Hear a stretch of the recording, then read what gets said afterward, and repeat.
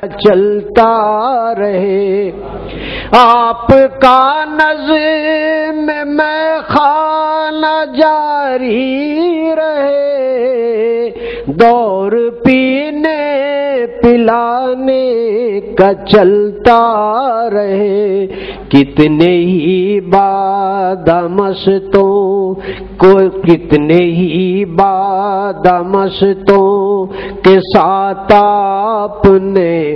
اپنے افسر کو بھی باہنر کر دیا، کتنے ہی بادمستوں کے ساتھ اپنے افسر کو بھی باہنر کر دیا، اے حکیم زمانہ نظر آپ کی پڑ گئی جس پکندن اسے کر دیا، دل جو تاریکیوں میں تھے ڈوبے ہوئے، آپ نے ان میں نور سحر بھر دیا، دل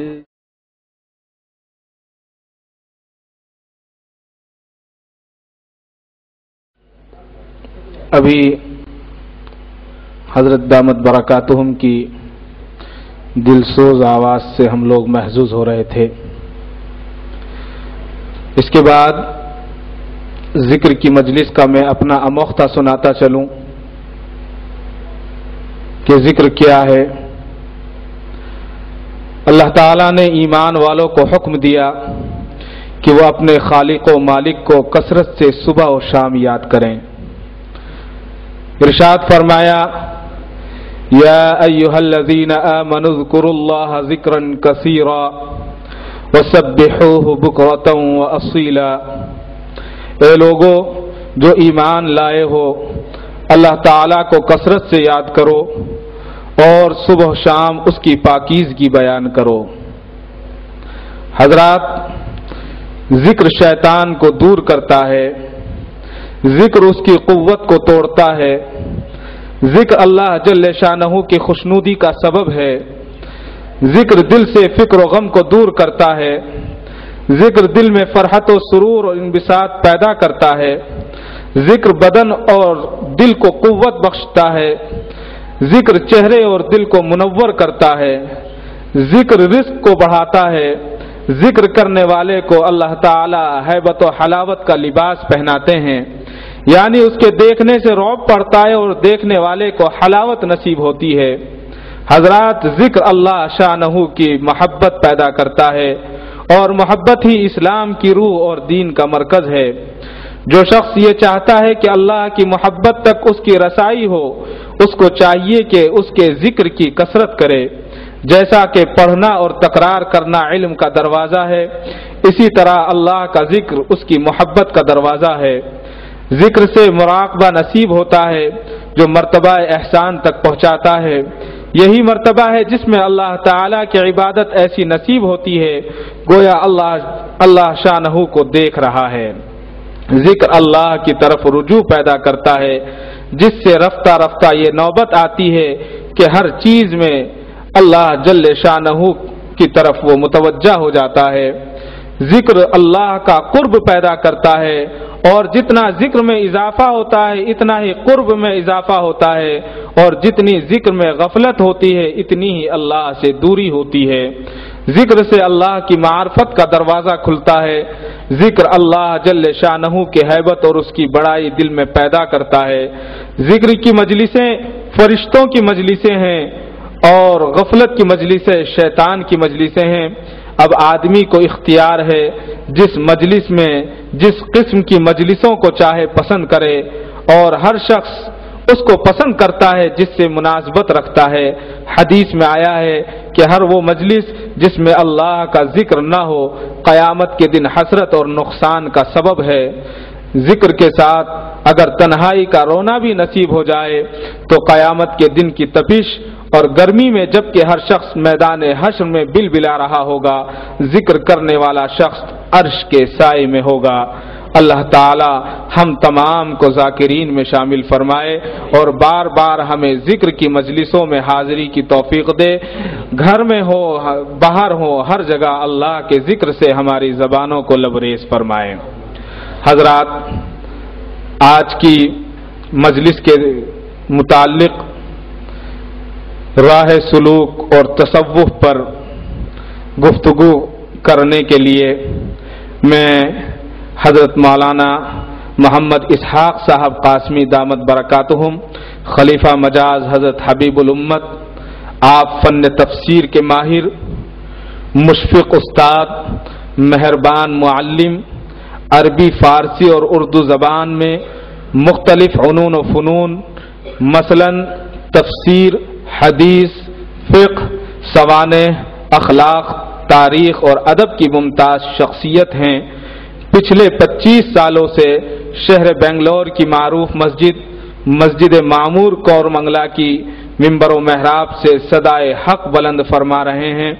آپ کی ذات مبارکہ سے جہاں سینکڑوں مدارس فیض پاتے ہیں، وہیں مسجد معمور چیریٹیبل ٹرسٹ کے معرفت کالج و اسکول کے طلبہ و طالبات بھی آپ سے فیض پا رہے ہیں.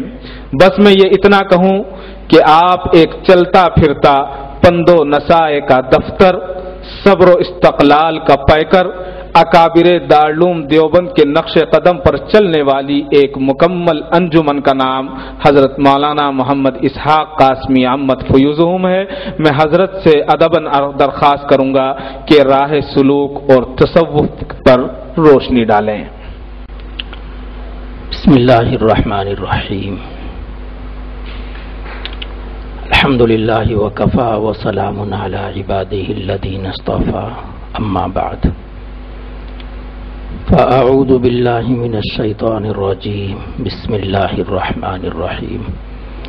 والسابقون الاولون من المہاجرین والانصار والذین اتبعوهم بإحسان رضی اللہ عنہم ورضوا عنہ وأعد لهم جنات تجری تحتها الأنهار خالدین فیہا ذلك الفوز العظیم. صدق اللہ العلی العظیم وبلغنا رسوله النبی الکریم ونحن على ذلك لمن الشاہدین والشاکرین والحمد للہ رب العالمین. میرے مخدوم و مکرم پیر و مرشد حضرت مولانا شاہ محمد ادریس حبان صاحب رحیمی دامت برکاتہم، حضرات علماء کرام، برادران اسلام، السلام علیکم ورحمۃ اللہ وبرکاتہ.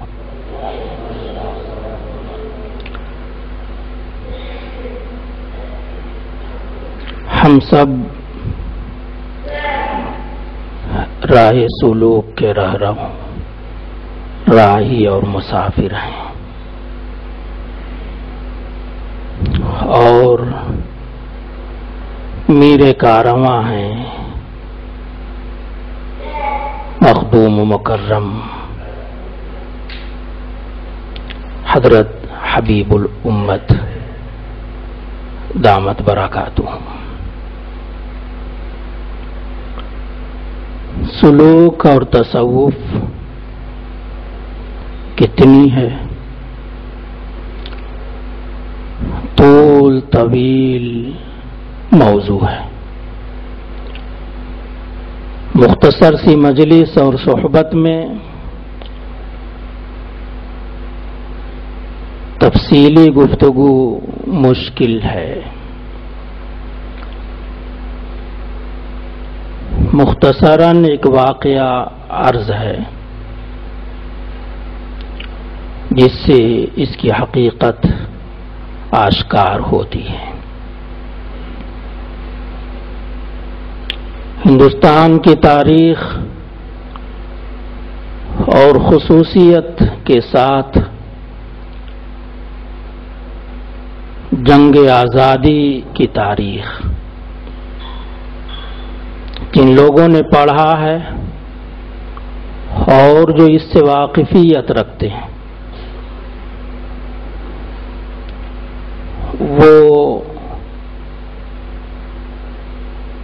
ہندوستان کی جنگ آزادی کے سورماؤں، بہادروں، جیالوں اور مجاہدوں کے نام اور اسما سے واقف ہوں گے۔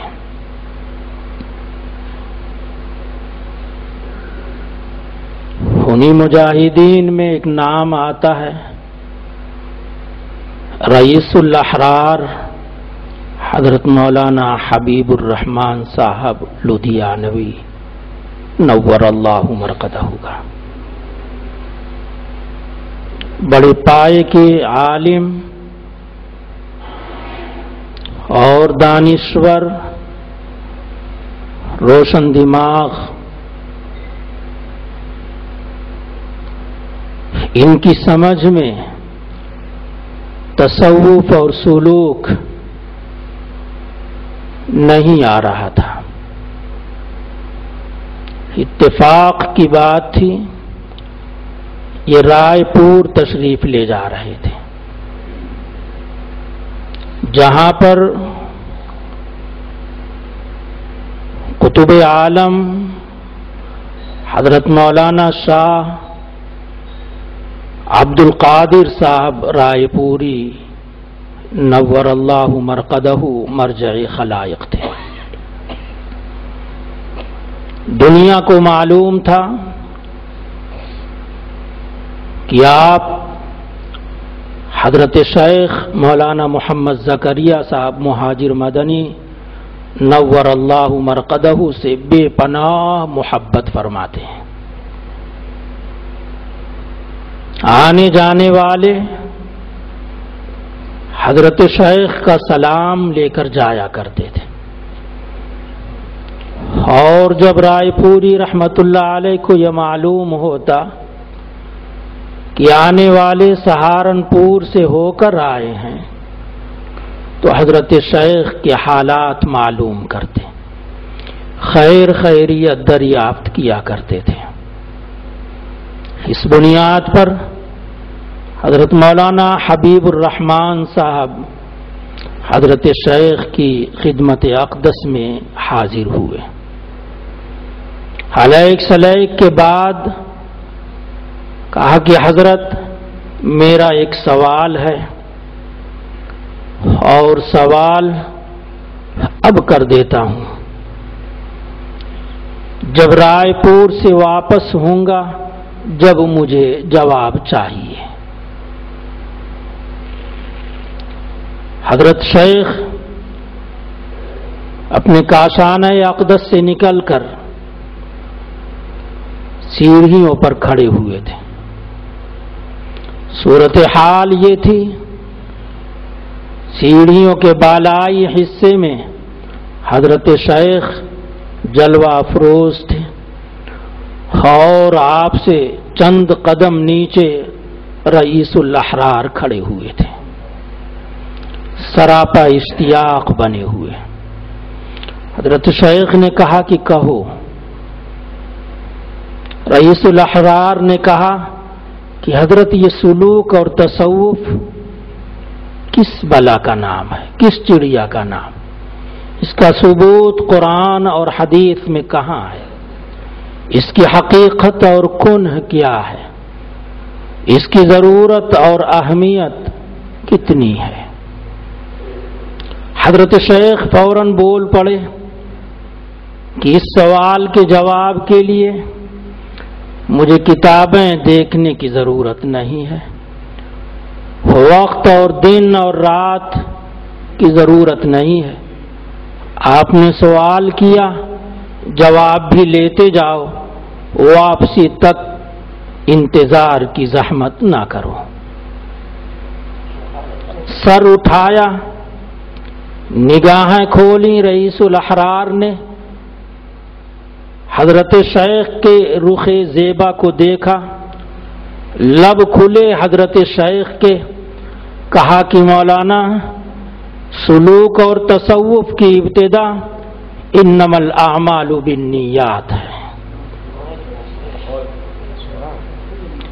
حضرت امام بخاری رحمہ اللہ نے جس حدیث پاک سے اپنی کتاب کا آغاز فرمایا ہے۔ بخاری کی ابتدا اور شروع اور آغاز حضرت نبی اکرم صلی اللہ علیہ وسلم کا فرمان انما الاعمال بالنیات، یہی راہ سلوک کی ابتدا اور آغاز ہے،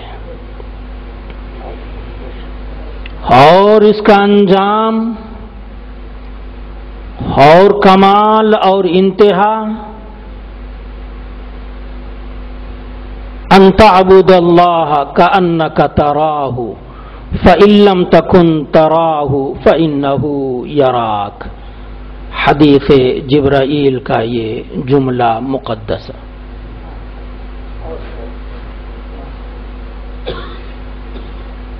قرآن سے اور احادیث سے بلا شبہ راہ سلوک اور تصوف مدلل ہے۔ دیکھو، کوئی بھی کام اچھا ہے وہ جو جائز ہو، اور جب کیا جائے اس کام کو تو نیت خالص ہو، اور جو کام کیا جائے اس کا طریقہ کار صحیح ہو، کام جائز ہو، طریقہ کار صحیح ہو اور نیت میں خلوص ہو، یہی ہے راہ سلوک۔ اللہ ہم سب کو راہ سلوک اور تصوف کی حقیقت سمجھا دے، نہ صرف یہ کہ سمجھا دے، ہماری زندگیوں میں وہ اتار دے، آمین ثم آمین، وآخر دعوانا الحمدللہ رب العالمین۔ الحمدللہ۔ حضرات، اب میں آپ کو اس نیک طبیعت، امانت دار تاجر، اخلاق و عمل کے پیکر جو روز اول سے مجلس رحیمی میں ذکر میں پابندی سے شرکت فرما رہے ہیں، آپ نے بہت ساری خانقاہوں کو دیکھا، اور خانقاہ زکیہ پر نامبٹ میں حضرت حاذق الامت علیہ الرحمہ کے آگے دو زانوں بیٹھ کر تصوف کے اسباق پڑھے، اور ان اسباق کو یاد رکھتے ہوئے اپنے شب و روز میں ذکر کو اپنا اوڑھنا بچھونا بنایا اور اپنے آپ کو ذاکرین میں شامل کر لیا۔ اس سے میری مراد عالی جناب الحاج سید افضل پاشا صاحب، سیکریٹری دارالعلوم محمدیہ ہیں، جو مجاز صحبت حضرت حبیب الامت ہیں۔ آپ بہت ہی دل کے ساتھ اور پابندی کے ساتھ ذکر کرتے ہیں، تو میں اس موقع پر ضروری سمجھوں گا کہ فضائل کلمہ طیبہ یعنی ذکر کے فضائل عالی جناب الحاج سید افضل پاشا صاحب ہم لوگوں کو سنائیں۔ السلام علیکم ورحمۃ اللہ وبرکاتہ۔ اللہ تبارک و تعالیٰ کے فضل اور حضرت حبیب الامت کی برکت سے مجلس رحیم میں عرض کرتا ہوں، حضرت ابو سعید خدری رضی اللہ تعالیٰ عنہ حضور آقائے دو عالم صلی اللہ علیہ وسلم سے کہ ایک مرتبہ حضرت موسیٰ علیہ السلام نے حالت مناجات میں بارگاہ خداوندی میں عرض کیا کہ اے پاک ذات، مجھے کوئی ایسا کلمہ یا اسم اعظم بتایا جائے کہ مجھے جب تجھے پکارتا ہوں تب اس کلمے سے پکار لیا کروں۔ ارشاد ہوا، اے موسیٰ علیہ السلام، تو لا الہ الا اللہ کہا کرو اور یہی اس میں پڑھ کر پکارا کرو۔ یہ سن کر موسیٰ علیہ السلام نے عرض کیا، الہی اس کلمے کا تو عام طور پر سب جانتے ہیں، اس میں میری کیا خصوصیت ہوئی؟ الہی میں تو ایک ایسا خاص کلمہ چاہتا ہوں جس کا علم میرے سوا کسی دوسرے شخص کو نہ ہو۔ جواب ملا، اے موسیٰ علیہ السلام، تو نے اس کلمے کی قدر نہ کی، یا تو خاص الخاص کلمہ ہے کہ اگر ساتوں طبق آسمان اور زمین کے کسی ترازو کے پلے میں رکھے جائیں اور صرف لا الہ الا اللہ دوسرا پلے میں رکھا جائے تو یہ کلمہ طیبہ بھاری اور وزنی رہے گا۔ کہ حضور پور نور صلی اللہ علیہ وسلم نے فرمایا کہ عرش الہی کے سامنے ایک ایسے عظیم شان نور کا ستون ہے جب کوئی شخص دنیا میں لا الہ الا اللہ منہ سے نکالتا ہے تو وہ نورانی ستون خود بخود جنبش میں آ جاتا ہے۔ اس وقت خدا تعالیٰ فرماتا ہے کہ اے ستون ٹھہر جا، حرکت نہ کر۔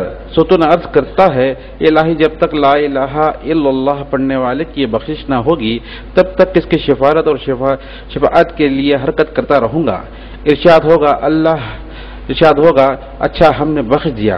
یہ سن کر وہ ستون فل ٹھہر جائے گا۔ اللہ تعالی ہم تمام کو کلمہ طیبہ کی کثرت سے ذکر کی توفیق عطا فرمائے اور ہمارے لیے ذخیرہ آخرت بنائے، آمین۔ السلام اس سے علیکم۔ پہلے آج کے ہمارے مہمان خصوصی حضرت مولانا محمد شمیم احمد صاحب مظاہری مدظ اللہ العالی، آپ ایک عمدہ تاجر، مثالی خطیب، بہترین داعی ہیں۔ آپ کی کئی تصانیف منظر عام پر ہیں، مدارس اسلامیہ کے منظور نظر ہیں، مگر آپ خاموش خدمت کرنے کے عادی ہیں۔ آپ کی تحریروں میں بصیرت چمکتی ہے۔ آپ حسب مواقع الفاظ کے پیرائے میں اپنے خیالات کا اظہار کرنے کا فن رکھتے ہیں۔ عام فہم الفاظ کے ذریعے قاری کو سمجھانے کا ہنر جانتے ہیں۔ علماء و صلحاء بزرگان دین سے آپ کا بے پناہ تعلق ہے اور آپ کے جملہ برادران کا عالم و فاضل ہونا اللہ کا فضل اور آپ کی نیکی کا صدقہ ہے۔ الحمدللہ آپ کی زندگی کا بیشتر حصہ خالصتاً لوجہ اللہ آپ نے صرف خدمات دین حنیف کے لیے وقف کر رکھا ہے۔ اللہ آپ کی اس عظیم کام کو قبول فرمائے اور آپ کا سایہ ہمارے سروں پر تا دیر قائم رکھے۔ میں حضرت سے نہایت ہی ادب کے ساتھ درخواست کروں گا کہ حضرت بارہا خانقاہ رحیمی میں تشریف لاتے ہیں، زینت بخشتے ہیں، طلباء دارالعلوم محمدیہ کو پند نصائح فرماتے ہیں، حضرت خانقاہ کی اہمیت پر روشنی ڈالیں۔ السلام علیکم ورحمۃ اللہ وبرکاتہ۔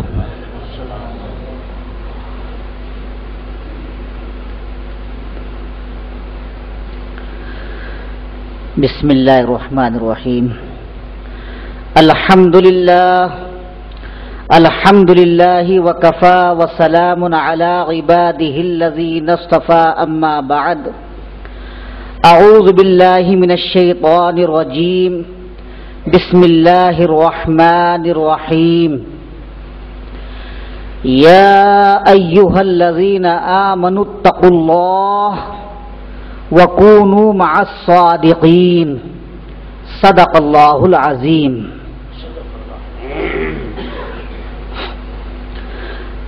میرے کرم فرما محسن اعظم، ہمارے سبھی کے سرپرست حضرت حبیب الامت دامت برکاتہم، اور بہت سارے حضرات علماء اکرام اور دانشوران، دراصل خانقاہ رحیمی میں اور حضرت حبیب الامت کی معیت میں خانقاہ حاذق الامت میں حاضری کا شرف ہوا اور یہاں بھی بارہا حاضری کا موقع ملا۔ خانقاہی نظام یہ کوئی نیا نظام نہیں، بلکہ یہ بہت قدیم اور بہت ہی پرانا نظام ہے اور اصلاح کا، بندوں کی اصلاح کا ایک بہترین ذریعہ ہے۔ بلکہ قرآن کی جو میں نے آیت ابھی آپ حضرات کے سامنے پڑھی، اس آیت میں تو میری سمجھ میں یہی بات آئی کہ اللہ تعالی نے جو قرآن میں ارشاد فرمایا یا ایھا الذین آمنوا اتقوا اللہ،